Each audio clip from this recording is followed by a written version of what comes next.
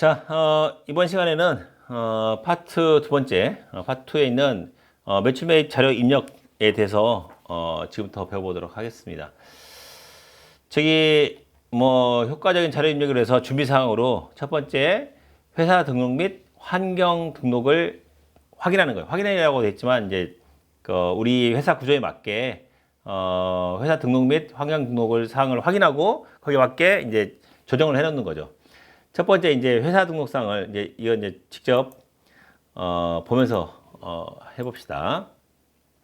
프로그램에서 뭐 회사 등록사항은 여기뿐만 아니라 많이 있습니다. 회계관리뿐만 아니라 부가세에도 회사 등록이 이쪽에 있어요. 환경 등록도 마찬가지고. 그러니까 각 탭마다 찾기 쉽게 해놓으려고 탭마다 다 설정을 해놨어요. 이렇게. 이쪽은 이제 회계관리는 우측 하단에, 뭐 부가세에서는 좌측 하단에 이렇게 설정을 해놨으니까 보시면 돼요. 다 똑같아요. 내용은 같은 데로 연결되니까. 자, 회사 등록사항 보시면 이렇게 회사 등록사항이 쭉 나오는데 회사 등록사항에서 우리가 봐야 될 것은 부가세 신고 관련된 거니까 일단은 법인 같은 경우에는 뭐 이 내역을 뭐 법인은 어차피 면세법인이건 뭐 과세법인이건 구분하지 않아요. 하지만 개인사업자 같은 경우에 개인사업자는 과세 유형을 이게 구분하게 돼 있어요. 사업자등록번호 외에 과세 유형이 너 일반 과세자니, 간이 과세자니, 혹은 이 과세사업자가 아닌 면사업자니 이렇게 구분하도록 되어 있단 말이죠. 그래서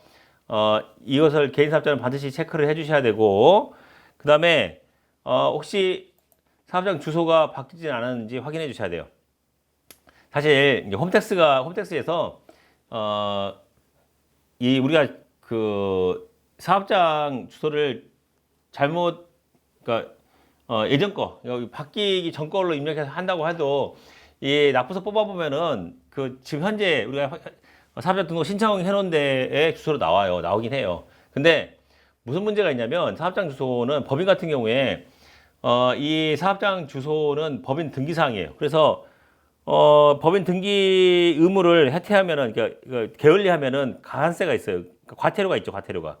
그러니까 이 사업장 주소 이전이나 이런 일을 했을 때 반드시 임대차 계약서를 가지고 이 사업자 등록을 정정하기 전에 먼저 법인 등기부 등본을 먼저 수정을 해야 돼요. 법인 등기부 등본을 수정하고 그 다음에 사업자 등록 정정 신청을 해서 회사 사업장 주소를 바꿔줘야 돼요.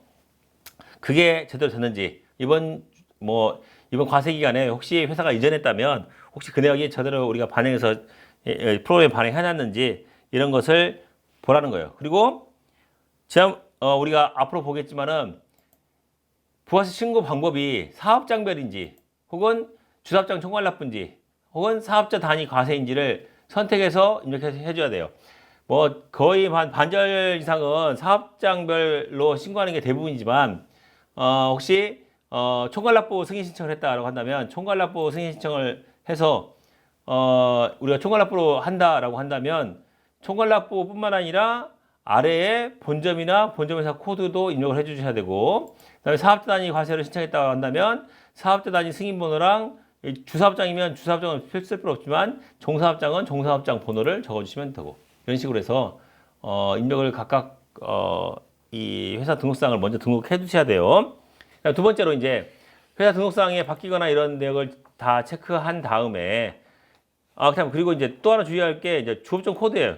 주업종 코드가 이제 회사가 주업종 코드를 회사 등록 정정을 했다. 그래서 이제 매출이 예전에 이제 이 코로나 때문에 여행업이 전부 다 대부분 다 어려웠죠. 그래서 어려워서 어떤 데는 대부분 다 여행업들이 막 그 폐업하고 한 게 대부분이지만 거의 뭐 저희 거래처 중에서도 여행업 몇 군데 빼고는 전부 다 폐업했어요. 그 폐업 안 한 몇 군데는 어떻게 했느냐?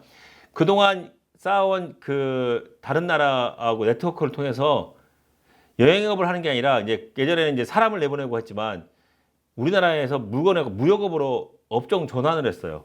그러니까 그동안에 그 해외에 있던 인적 네트워크를 바탕으로 해가지고 뭐 우리나라의 뭐 방호복이랄지 마스크랄지 뭐 이런 우리나라에 잘 만드는 것도 있잖아요. 그런 것들을 해외로 수출하는 무역업으로 업종을 변경했단 말이에요. 그러니까 주업이 예전에 여행업이었다가 주업이 변경된 거죠. 그런 경우에는 접종 코드가 변경되지 않았는지 해가지고 변경됐으면 접종 코드를 변경해서 적절 맞는 걸로 바꿔주셔야 한다는 거예요. 사업자 등록 정정 신청한 거 한 접종 코드에 맞게 여기다 입력해 주셔야 한다는 거예요. 잊지 마시고 해주시기 바라요. 자, 그 작업이 끝났다면은 우리는 이제 환경 등록에 가서 이 환경 등록은 탭을 보시면 알겠지만 뭐 전체, 뭐 회계, 인사, 법인, 물류 이렇게 돼 있는데 법인이니까 법인이 있는 거예요. 저 개인 같으면 개인이 있겠죠. 그래서 이 전체적인 것은 이제 이 프로그램에 관한 거예요. 그래서 이제 계정 과목이 뭐 네 자리 뭐 08, 뭐 330 이렇게 뭐 830번 소모품이면 이게 네 자리로 표시되는데 6자리 코드가 있는 경우가 있어요. 이것은 이제 회사에서 상세 내역을 로 관리하고 싶을 때 예를 들어서 네 자리면 0811 해서 811번을 복리수생비로 했는데 그거보다 복리수생비도 이제 사실 복리수생비 하면 되게 그 개념이 막 이게 밥값이야 이게 차값이야 아니면 회사에서 직원들한테 주는 뭐 복리 뭐지 그러니까 의료비 같은 의복비야 이런 거 구분할 수 없는 경우가 있단 말이죠. 근데 회사가 쓰는다라고 했을 때 회사에서 상세 내역을 관리하고 싶어라고 할 때는 6자리 코드를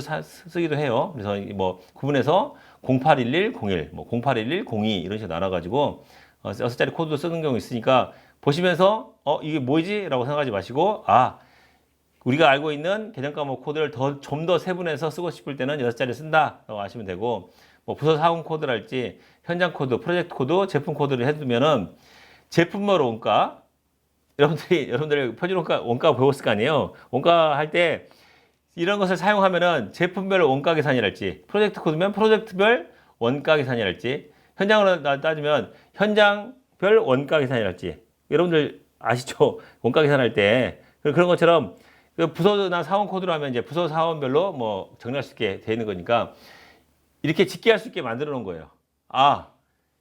우리가 회사에서 얼마나 거기서 내역을 파고 싶으냐에 따라서 사용하고 난 다음에 대신 입력할 때마다 어디 현장이고 뭐 프로젝트면 어느 프로젝트고 그다음에 제품 코드는 어떤 제품을 했고 이것을 입력하는 게 불편해서 그렇지 입력만 해놓으면은 거기에 관련된 원가를 구할 수 있다. 알아두시면 되겠습니다.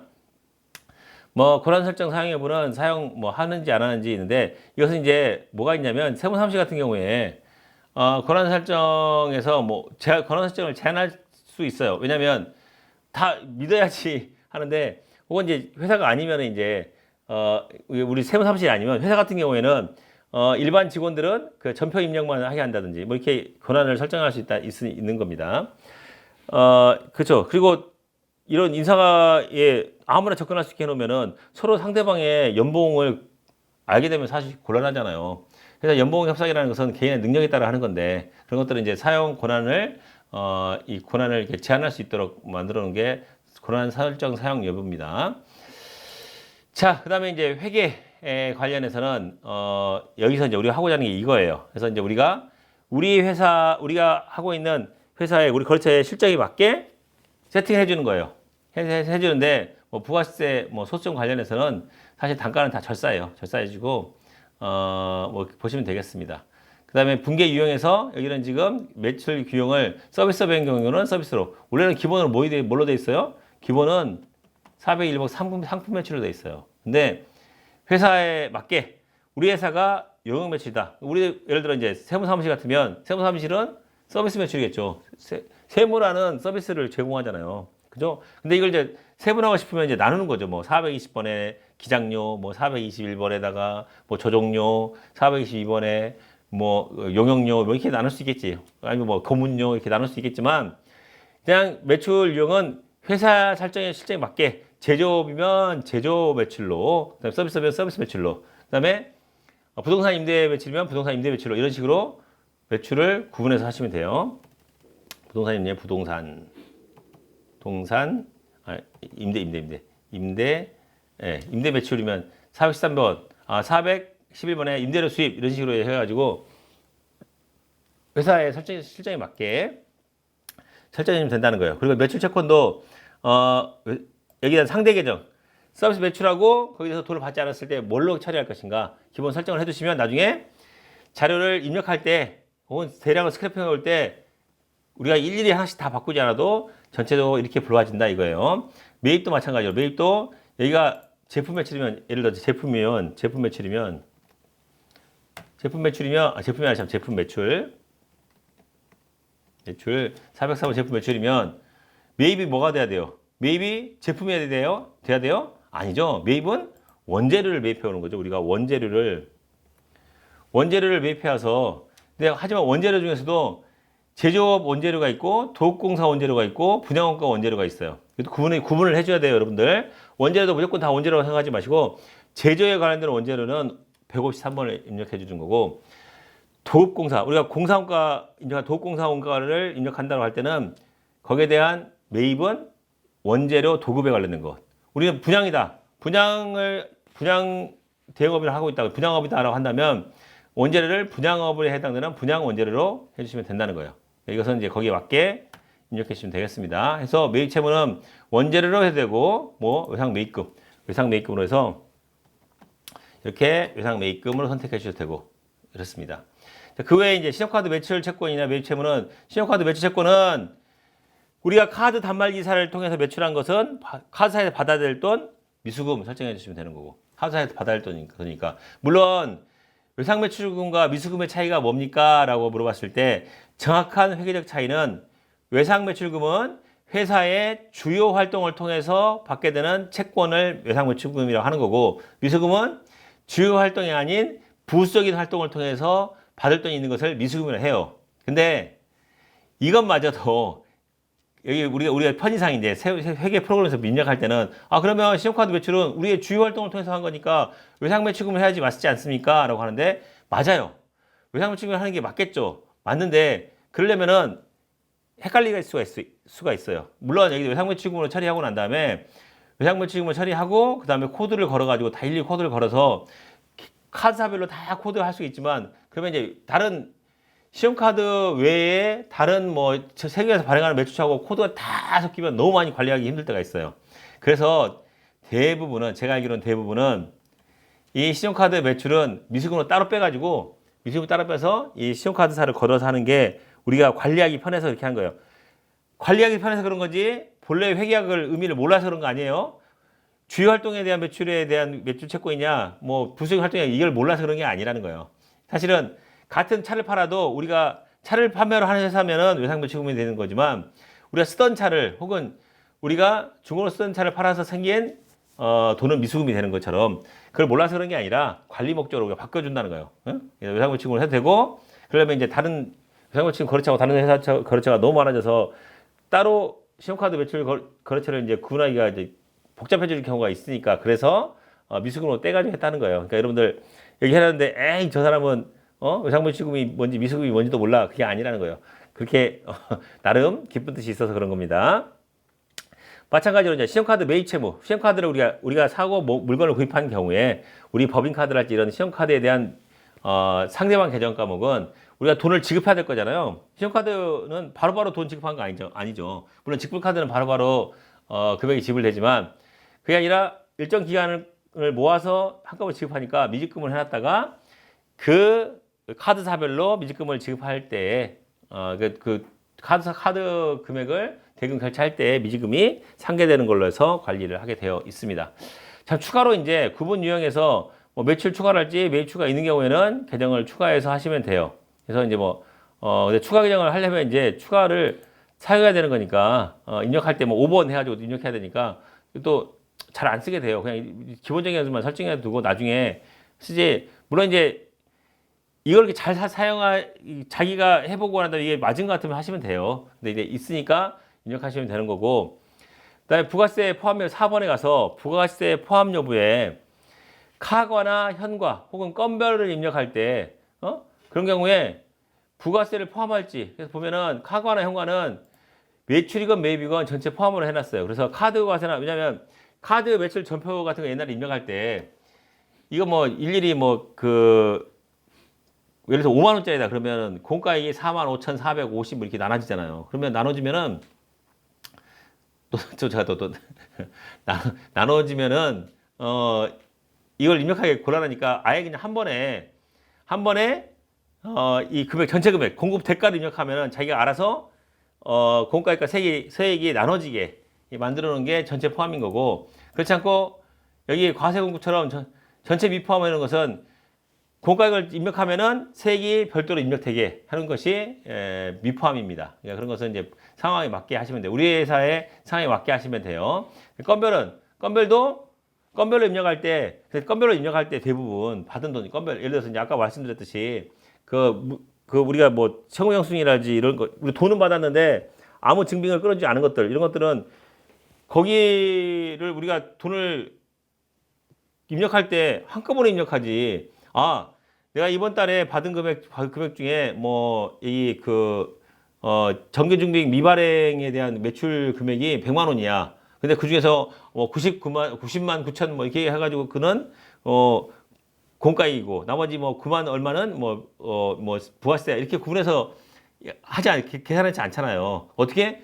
그때 금액 전체 한 달이 한 100만 원? 뭐 되잖아. 한 달에 100만 원 금액 보니까 통장 내역 확인해 보니까 100만 원이네. 그럼 입력할 때 부가세를 포함한 금액 입력한단 말이에요. 그러면 알아서 자기가 부가세와 세액으로 나눠지게 할 때는 포함으로 표시한다는 거예요.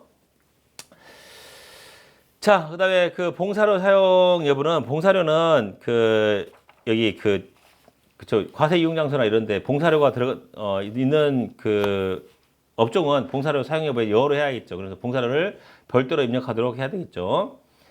자, 그다음에 유형 코드에서 불공제 사유를 과세 면세 겸용 사업자의 경우에는 가장 많은 부분이 공통매수액 안분 계산이 많을 테니까 과세 면세 겸용 사업자는 9번을 선택하는 게 낫고, 그렇지 않고 이제 업종 자체가 우리 면세업이다, 면세 법인이다, 혹은 면세하는 병의원이다라고 한다면 5번 면세 관련을 해두시면 좋고, 그럼 입력할 때마다 일일이 할 게 좀 줄어들겠죠. 주로 쓰는 것을 여기다가 선택을 해놓으면은 아무래도 좀 시간을 단축하지 않을까 하는 의미에서 불공제 유형 코드를 먼저 입력해 두는 거예요. 그다음에 영세월 매출도 마찬가지로 영세월 매출 중에 어떤 거냐, 매출 코드 중에 어떤 것이 우리 주로 이루어지냐, 외교관 등에서 공급하는 것이냐, 아니면은 직접 수출에 대한 것이냐라고 했을 때 외교관에 대한 내용이면 영세 매출로 하시면 되겠죠. 자, 그다음에 아래 쭉 내려와서 이 의제류 자동 설정이 있는데, 의제류 자동 설정은 우리가 의제매입세 공제를 받고자 하는 사업장의 경우에, 개인 같은 경우에는 108분의 8, 그 다음에 2억 원 이하면은 109분의 9 이렇게 돼 있잖아요. 올해 또 연장됐어요. 아까 봤듯이. 그런 경우 이제 법인 사업자다라고 한다면 106분의 6 해가지고 의제매입세 공제 설정을 해두시면은 나중에 의제료 일괄 변경할 때 보다 더 편리하게 사용할 수가 있겠죠. 그죠? 자, 이 정도까지 해가지고 전체적인 환경 등록에 대한 내역을 설명을 해드렸고, 환경 등록이 이제 끝났다면, 이 환경 등록이 끝났다면, 여기에 대해서 이제 입력 방식을 어떻게 할 것인지를 그 다음에 고려해서 해보셔야 돼요. 자, 이제 교재를 잠깐 보시면, 유형까지 입력을 했다면, 어떻게 하는 것이 입력 방식이 효과적인지 해서 아까 봤듯이 직접 입력하든지 아니면 엑셀 업로드하든지 스크래핑 하든지 봤을 거 아니에요. 우리 저 설명해드렸잖아요. 그래서 아무래도 직접 입력하는 것이라면, 손으로 입력하는 것은 이중 입력이나 입력 누락이랄지 입력 금액 오류랄지 사람이 하는 일이다 보니까 이런 것들을 유의해야 돼요.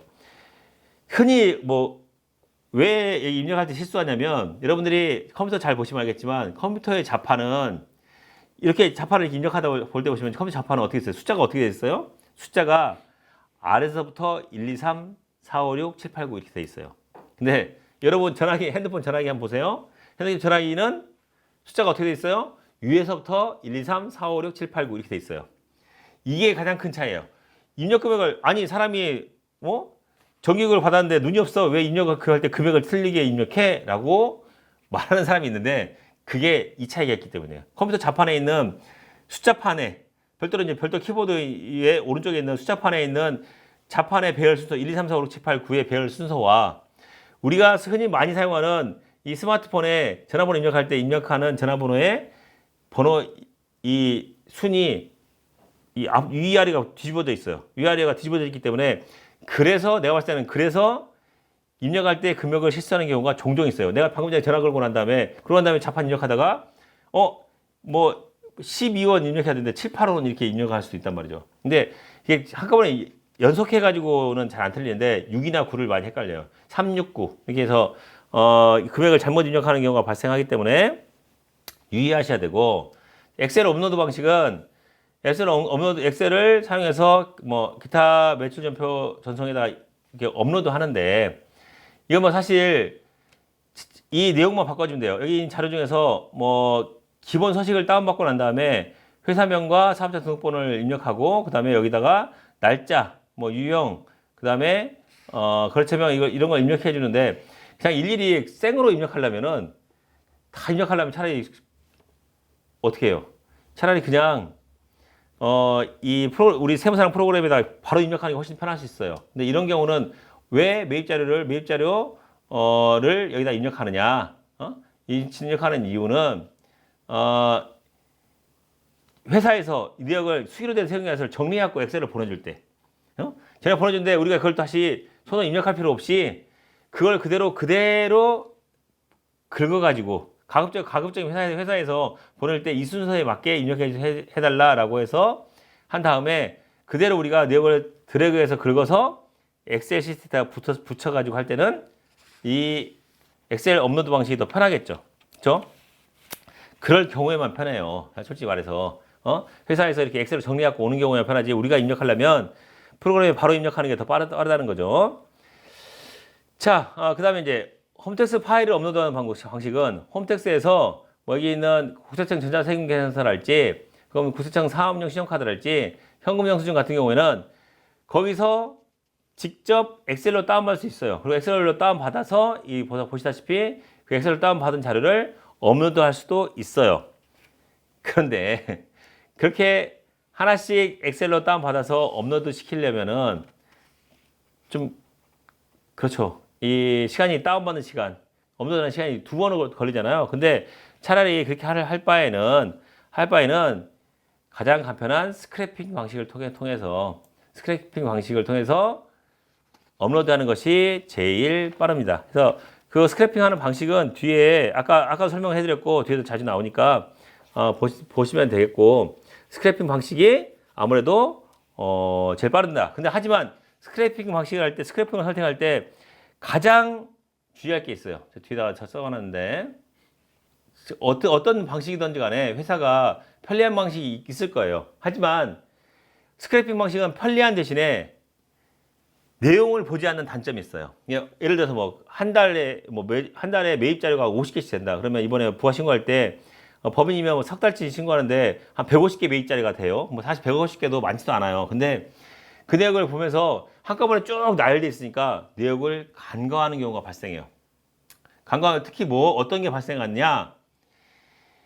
예를 들어서 렌트카 회사다. 렌트카 회사는 세금에서 발행하잖아요. 근데 해서 렌트카 회사에서 왔어. 근데 뭐 현대자동차 혹은 삼성전자 무슨 뭐 렌트카 회사 업체에 있어요. 뭐 엔카 뭐 이런 식으로 해가지고 왔는데 이걸 보고 이런 게 왔으면은 이거 차량 관련인 것 같은데 이거 내역이 뭔지 확인하고 회사에 요청하고, 차량 관련 렌트비라면 어떤 차량인지를 차량 등록증을 받고 이렇게 해야 되는데, 그냥 간과하고 그러네 습관적으로 그냥 업로드 공제 전송하면은 공제받지 못할 매입세액을 공제시키는 효과가 발생할 수 있어요.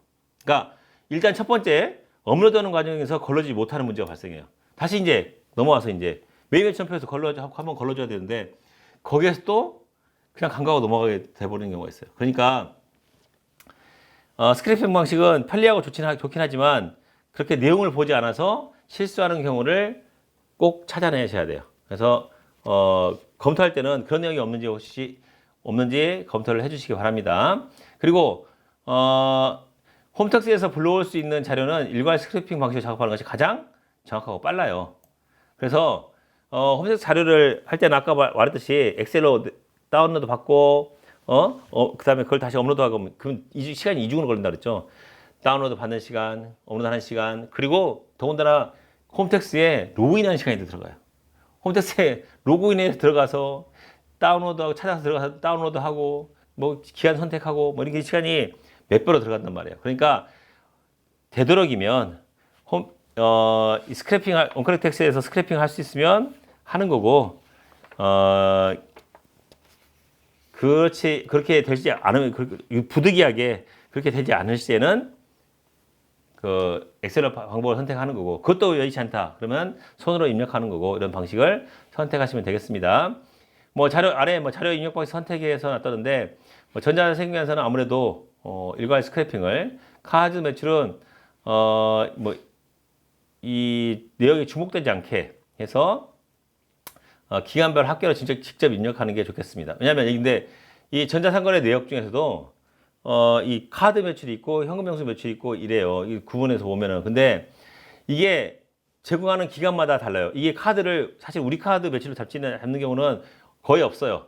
다만 이제 현금 영수증 매출을 잡을 때 상대방이 발행을 해주면서 불구하고 우리 거로 현금 영수증 매출을 잡아주는 경우가 발생한단 말이죠. 그러면 우리가 우리 것도 입력하고 이런 그 전자상거래 매출에서 현금 영수증도 입력해주고 그러면은 중복해서 되는 경우가 있기 때문에 그 경우는 꼭 찾아서 중복되지 않게 입력해 주셔야 됩니다. 마찬가지로 현금 영수증이나 뭐 사업용 신용카드 이것은 일괄 스크래핑하는 게 제일 빠릅니다. 그리고 기타 신용카드의 경우는 직접 입력하든가 아니면 엑셀 업로드하든가 아니면 우리가 아까 봤듯이 여기서 뭐 있다? 온커넥텍스에서 매입 신용카드 아까 스크래핑 회사 설정에서 여기에 카드 등록한 거 있잖아. 카드 등록을 통해서 등록되어 있는 카드라면 여기 매입 신용카드를 통해서 여기서 불러올 수 있다라는 거 알아두시면 되겠습니다. 자, 너무 길어지니까 잠깐 끊었다가 다시 보도록 하겠습니다.